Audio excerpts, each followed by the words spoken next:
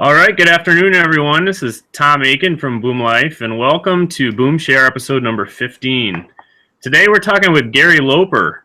Gary's a life and a business coach, a Twitter expert, and a motivational speaker. And we're going to talk about the power of a single tweet today, coming from a place of service. Coming from a place of service to differentiate oneself in an ocean of others vying for attention.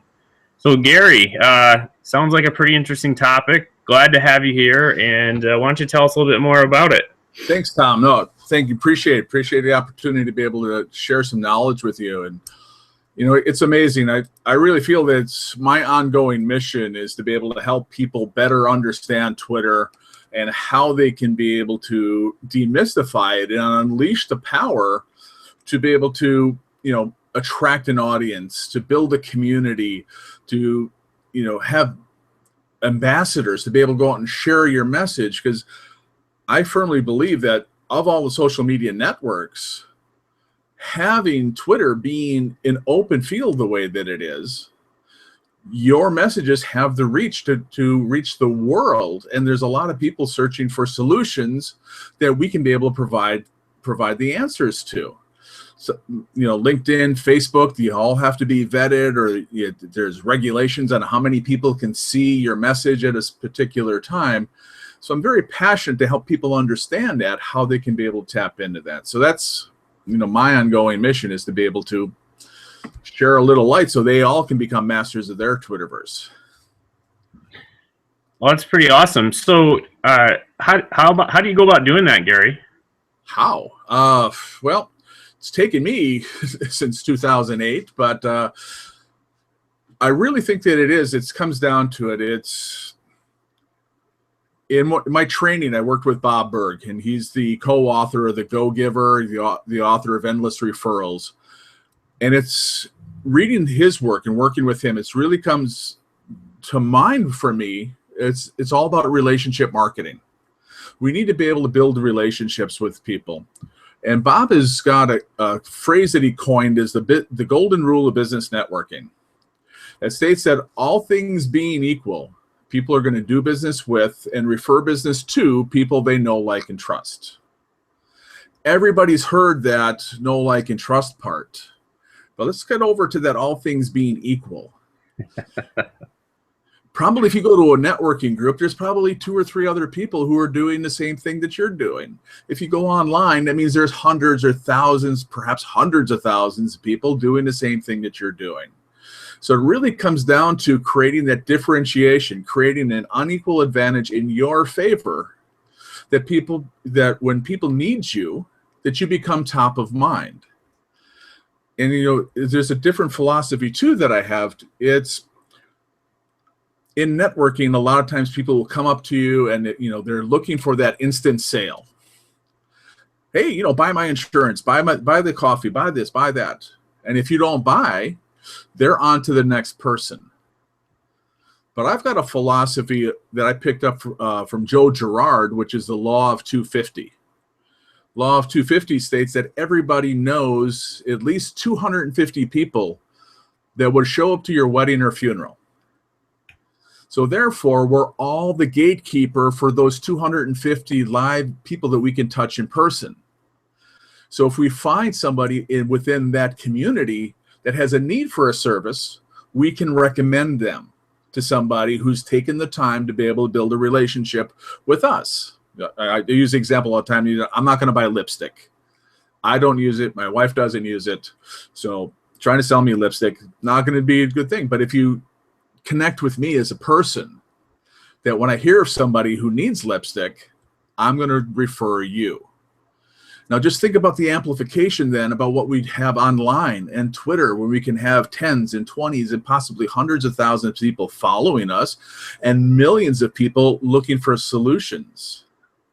So if we create that differentiation and show up, come from a place of service and help people, give them, I have my 4 E's of effective tweeting. That your tweets should contain one, if not four, more of these elements. Your tweet should be educational and not a pitch to be able to say how good your vitamins are. It's, If you're talking about vitamins, tell us something from the Mayo Clinic or John Hopkins about why supplementation is good. They could be entertaining. And entertaining is something that's subjective. So you have to be able to learn what your audience is going to be able to respond to. So if they don't get your joke, it's not them. You got to be able to redefine your joke, or, just not go that, use cat pictures or music or something else. There's a lot of ways that are entertaining. You also want to enhance their lives. Now, this is where we've talked about the power of a single tweet, where it comes up as a powerful story for me. Was when I started on Twitter. It was in 2008. Twitter is about a year and a half old, and it wasn't really clearly defined what it was or what it's going to be. So I was just plopping around, not knowing what to do, like a lot of other people. But in that same year, a couple months later, I was doing massage for special needs clients. So it was very fulfilling work for me on a lot of different levels. But the funding for that program was eliminated. And so that got me into a funk, because 90% of my income and a lot of probably 90% of my emotional support that I got from working with those clients and being in their homes and connecting with their families was all gone. So that threw me into a funk, and I got stuck on the couch for a while. So what I remembered as a way to get myself out of the couch is I've been studying personal development since 1989. And I had collected a lot of quotes. So I pulled out my document and I started sharing those motivational messages, selfishly to get myself off the couch. But what I found is people started responding to those messages. Hey, great reminder. Thanks for that. They retweeted it. They started asking questions. And that's when I got a tap that said, you've been a coach since 1999. You haven't done a thing with it. This is what you're doing next. And so I've been able to build my coaching practice and build my knowledge of Twitter, where now that I'm teaching Twitter on how you can be able to build your business on Twitter by building those relationships. Motivational messages are something that I think that everybody should include in their message, in their tweet streams, in their strategy, primarily because it's the most frequently retweeted category in all of Twitter. Secondly, if somebody comes onto your page, they're going to look for something safe that they could be able to retweet and share.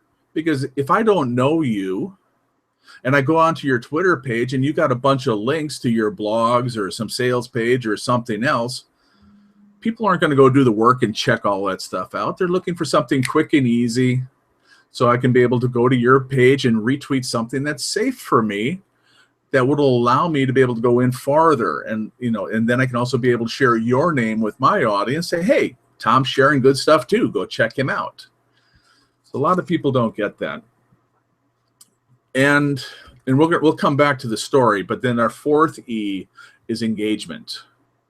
So we've got educational, entertainment, enhancing their lives, all without them reaching into their wallet for anything.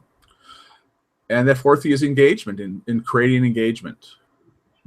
Big mistake that a lot of people make with engagement is they put out a question and say, well, nobody's answering me. And they're not answering because they're waiting to see that you're talking to somebody else. To get engagement, you have to give engagement. It's the same with love. To get love, you have to give. To get love, you have to give love. To be heard, you have to listen. So creating that engagement, and that's why I suggest that people, reach out to other people on Twitter and ask them questions, so your audience could see some of the people that you're responding to, that you've been influenced with, so they can be able to say, hey, he's connected to some good people, so I'm going to feel comfortable enough reaching out and be able to answer his questions, or maybe ask him a question. So you're saying create a dialogue for folks to follow, so that they kind of get to know you before you go to the ask. Is that a good way to summarize it? Yeah. And think about this in a dating analogy, for example. Your first date, you don't necessarily try to close the deal on the first date.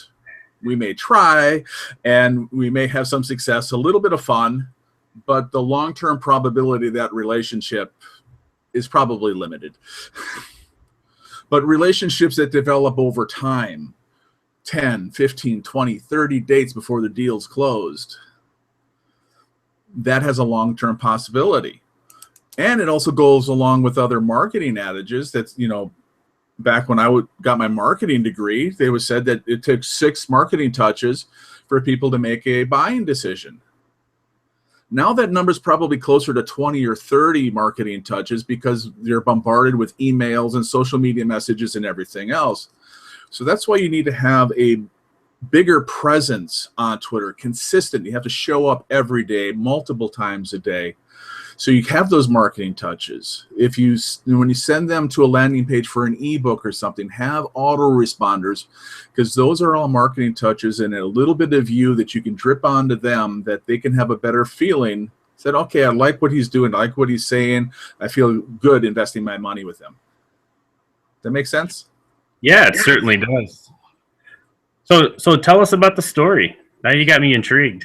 Oh, well, along with those inspirational messages that I was putting out a couple of years ago, wife and I, we were up in North Carolina. We were taking vacation, and we were coming home, and an idea popped into my head, because as my background as a massage therapist and things, I also got into energy healing. So one of the Reiki prayers, and Reiki is an energy modality, one of those prayers included the phrase, just for today. Just for today, I'm this. Just for today, I'm that. And that really sort of clicked with me again, because even in coaching, we can't do something, decide, okay, I got 50 pounds to lose. I'm not gonna be 50 pounds lighter tomorrow. So, but just for today, I can drink more water. Just for today, I'm going to get more exercise. Just for today, I'm going to make better choices. And it becomes a habit that we do. And when habit's in there, then we create the pattern. So my just for today messages were designed as a way to nudge people each day on some of the things that you can be working on to become an even better you. So we created like 800 of these messages, and I put them in automation. And I also put the hashtag affirmation on it. So it's hashtag just for today, hashtag affirmation. And so put those messages out there. And again, a lot of people are saying to you, thanks for the reminder, great message, gets a lot of retweets, a lot of conversation. But last February, a girl wrote to me and she said, I can never thank you enough for what your tweets have done for me. And I wanted to know. So I asked her, she says, email me. So she emails me, and I start crying within the second line, because she told me that she's got a debilitating disease and she was contemplating suicide.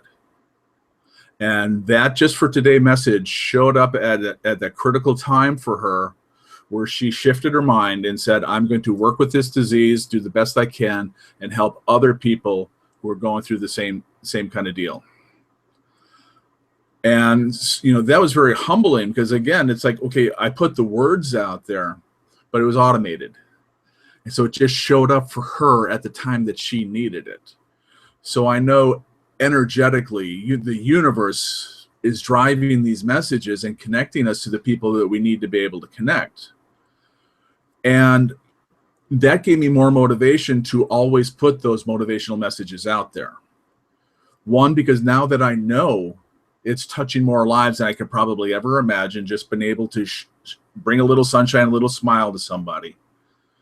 But then there's an also underlying aspect of this, is because of that consistency in those messages and that positive energy that I'm putting out there, I'm attracting other positive people who are calling me up and asking me for interviews, wanting to be able to work on a project together. Can you do this? Can you do that? Let's come together. So it really has become an attraction magnet for a lot of the people that I want to be able to partner with or have as clients. That's a pretty amazing story. It's gotta feel pretty good. I know. I felt vindicated one day with one of my articles that I had tweeted, and a few days later, I got a tweet back saying, this came at the right time in my life, and I have tears in my eyes right now just writing this tweet. I think that was probably 2 tweets, but but I kind of I certainly didn't help save a life, but I know that that can feel really really good. It helps you to reinforce what you're doing, helps you understand that you're not just throwing stuff out there into the Twitter sphere and it's floating around and bouncing off of people. There are people who actually absorb what you share, Yep. and it means something. It does. And if we're looking at ways that we can be able to help other people, what an impact we can make on the world. Now, can you be as effective by getting a stadium full of 70, 100,000 people and getting everybody to be able to buy into the same thought and go out there and be disciples and go through there? Or is it more effective to be able to nudge them a little bit every day and they see the message? And so this girl, the person that wrote to you, their lives have changed. So then there's the butterfly effect. And if I really encourage you to go to YouTube. I forgot who did it. Dennis, somebody did a great video on a butterfly effect. And the butterfly effect is saying that a butterfly flaps his wings on one side of the world and a tsunami happens on the other. So what really, so by this girl deciding to stay and working with other people, what is the influence that she was able to share to those people? And how did it impact them? And it shared it 3, 4, 5, 6, 10 generations out. So I look at 133,000 people following me on Twitter. So that's my stadium. And if I can get those people, and if they can all be impacting and having a little bit better day each time, and it spreads, we all have a bigger possibility of making an impact in the world than we could ever think we did. Yeah, I couldn't agree more, and that's really inspiring to think about it that way. Other than just thinking of it as, hey, here's a business tool and a way for people to say to people, here's my stuff, buy it. But a more human level. Well, that's what I'm saying, is that differentiation, because there's so many other people doing the same thing. There were a lot of other business and life coaches who came on Twitter the same time I did, and they were out promoting themselves, and they're not on Twitter anymore because they went to Google Plus and they went other places that they thought they could be able to cash in quicker. I actually had a client. I fired him as a client who was actually one of my coaches. I was managing his Twitter account, and he was going through a tough time. So he decided that he's going to go all promo all the time. And I watched it for a couple of weeks, and I just told him, I says, I'm firing you. I says, what you're doing is not representative of what I teach in my classes, or what I represent, or what I thought that you represented in the classes that you took. And I know that he's going through a divorce, and there's a lot of other financial stuff. And, we all have that desperation aspect of it. But energy emits through your picture, through the words that you put out on Twitter or any social media. People can pick up the energy that's going on inside of you. So if you come from desperation, people are going to smell it and they're going to run away, because it's not a pretty smell for people. That's a great way to put it. Because they want somebody who's going to be able to be in control and be able to help solve their problems. Yeah, and they don't want the person to put a tweet out there that says, "Hey, pull my finger." Yeah. No, it's like, no, we don't want to do that. They're all looking, and that's a huge thing too. And that's one of the advanced techniques that we teach them in the Twitterverse class, is that when you're writing your tweets, to be able to try to get traffic to your website or your landing pages or your free ebooks, whatever they are, just think about that. When people see an email, you see a subject line, you see a headline in the newspaper or anything else, there's two thoughts that come into our mind. Tell me more, or so what? Just take a visual look through your email box this morning. How many so whats were there? And just click, click, click, click, click, and they're all gone. And then you had 3 left that got your attention a little bit. Well, other industries use that same thing. The grocery store line, Cosmo, Star, The Inquirer. How are they getting your attention to pick up that magazine at checkout. Those short, sexy titles that get your attention and really solve a problem for you. Get the guy, lose the guy, gain the weight, lose the weight, go this vacation, try this recipe. So it's all something that internally we're looking at. Oh, what are we having for dinner tonight? Oh, where I'm going to have my next vacation. Oh, I got to lose 10 pounds. And so then you're looking for an answer to your problem. Not coming up and say, hey, come to my webinar about fat loss. Right. It's like, what they're looking, and realize that, what are people typing into Google or Bing, Yahoo, any search engines? What are they problems are they looking for? What keywords are they using? What keywords are you using on your website that you hope people are going to find you? Those same keywords should be in your tweets. So people who are looking for a solution to their problem can find you a lot easier. And we tell them too, multiple tweets, 5 or 6 tweets for every blog post. The reason Twitter doesn't like you to be able to retweet the exact same tweet, preferably within 24 hours. And also, authors, we fall in love with our titles, right? But that title only can reach a narrow niche of people who will also resonate with that title. But there's probably 5 or 6 other brilliant points within everybody's article that will solve a problem for somebody else that they're looking for. So write 5 or 6 tweets that come up from the points of brilliance that will solve a problem, and now you got 6 tweets that you can be able to put out every 3 hours, and you're not in Twitter jail for repeating the same thing over and over again, and there's a fresh look, and you have a wider net to attract people to the same message. Well, that's some really sage advice you're giving, Gary. I know I'm taking notes. I hope the folks who are watching this take some notes. And so is there anything new you're working on? Anything you want to share about what's coming up in Gary Loper land? Well, we're always looking to be able to help people with Twitter. There's 2 ways that I work with people. Primarily is I have a on-demand Twitter training course. So it's 12 hours of recorded webinars for people who want to do it themselves and learn at their own pace. So you don't have to show up for 10 weeks, spend an hour on Tuesday night at 9 o'clock, because that's a good time for me. So you can do it on your demand.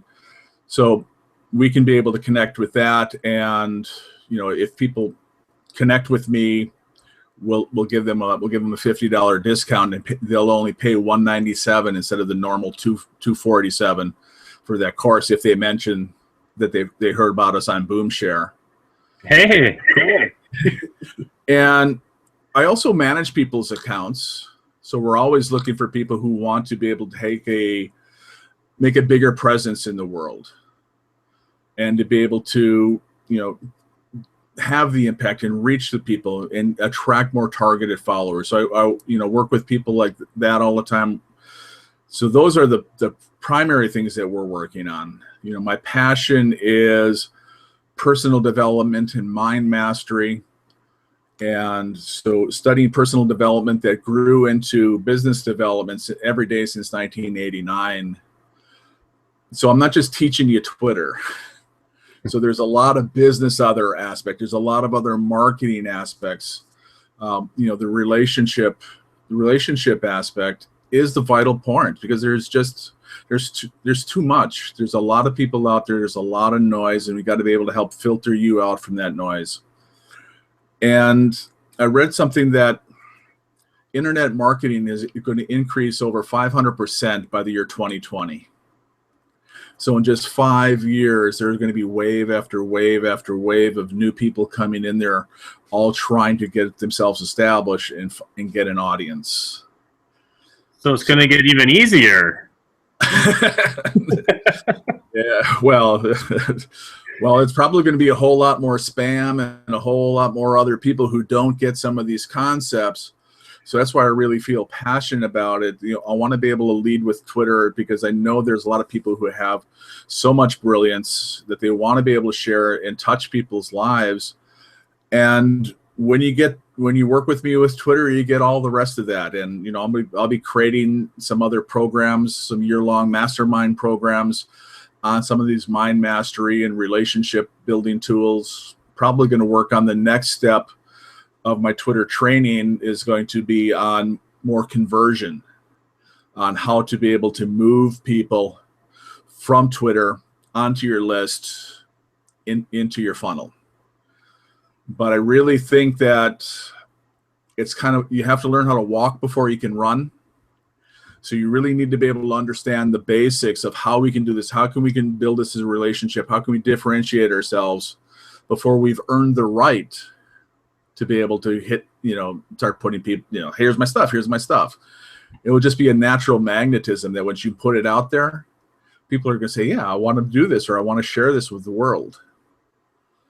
Yeah, I really love, the thought of, getting people to realize and hold tenaciously onto the thought that their success is really based on the relationships, and getting past that initial connection into the land of trust, and then eventually into a point where they love working for you, or they love working with you.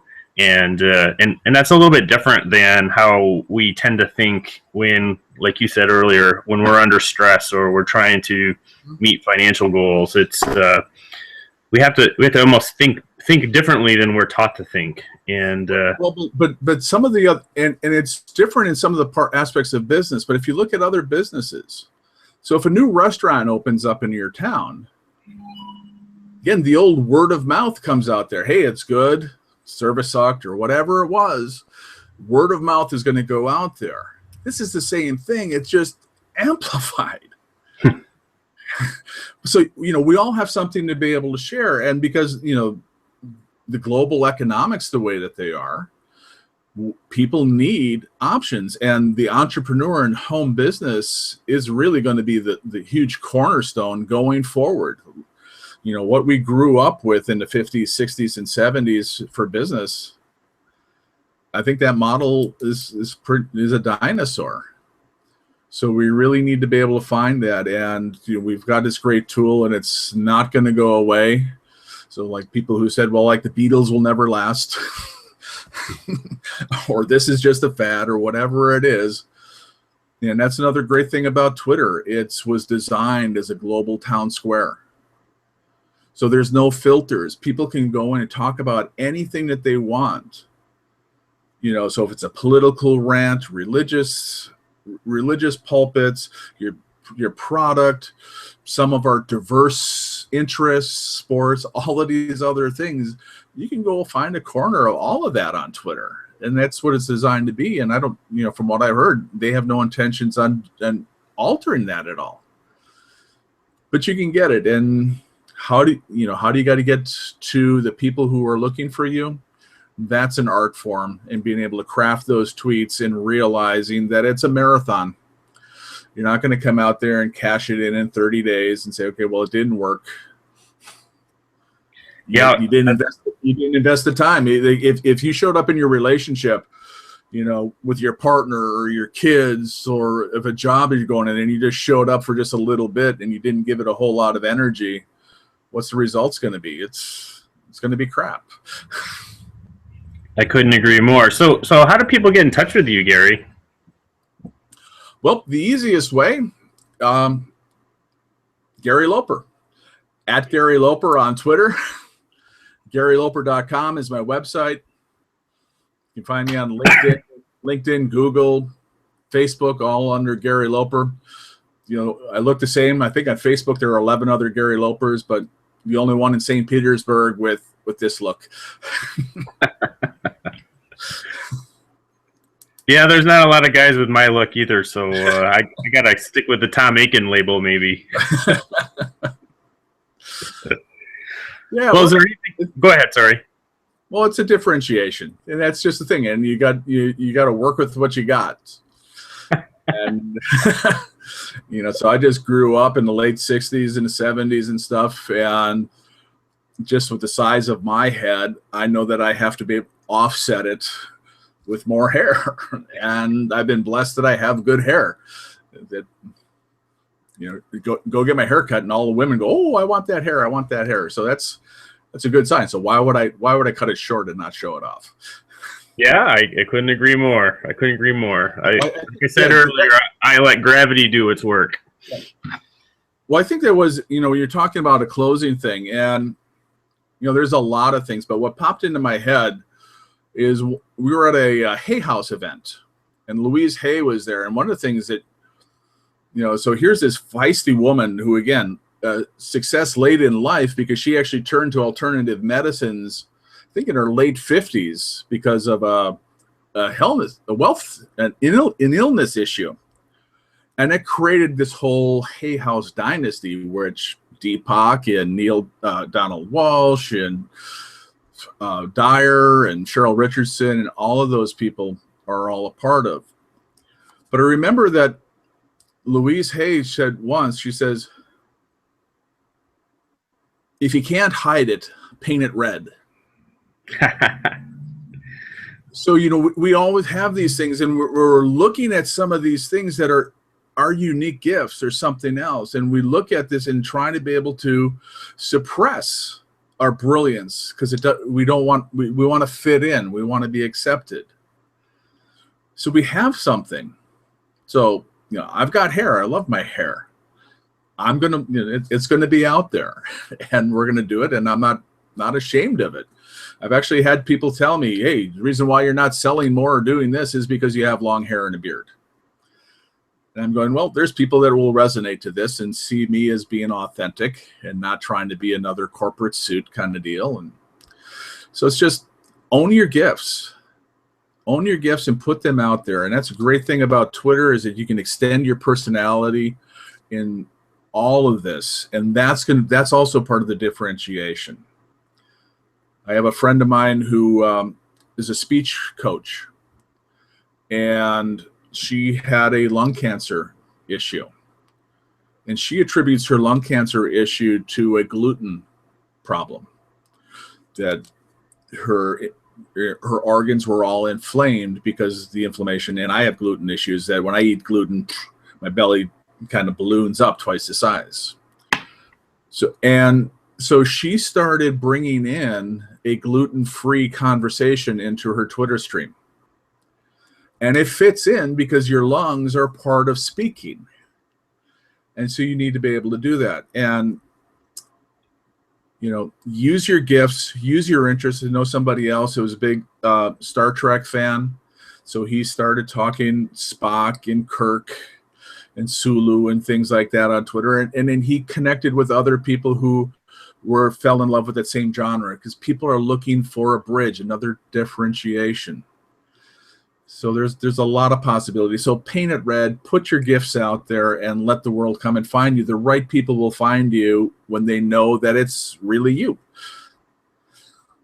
Very wise words, and I really appreciate them, Gary. Thank you so much for joining us today. Anything else before we close? Oh, if you give me the mic, I'll go on all night. So got a lot to be able to share, but I would love to be able to work with people, and so they can just be able to reach out to me, and we'll even do a free consultation with them. So they just reach out to me, let me know that you heard me here on BoomShare, and we'll get you a link where you can be able to get on my calendar. We'll do a little Twitter review or just talk to you about how we might be able to work together or how I can help you be able to get your message out in the world. Fair enough, sir. Well, again, I really appreciate your time and all the wisdom you shared today. So everyone else, have a great day, and we'll see you on episode 16. All right, thanks. Happy tweeting.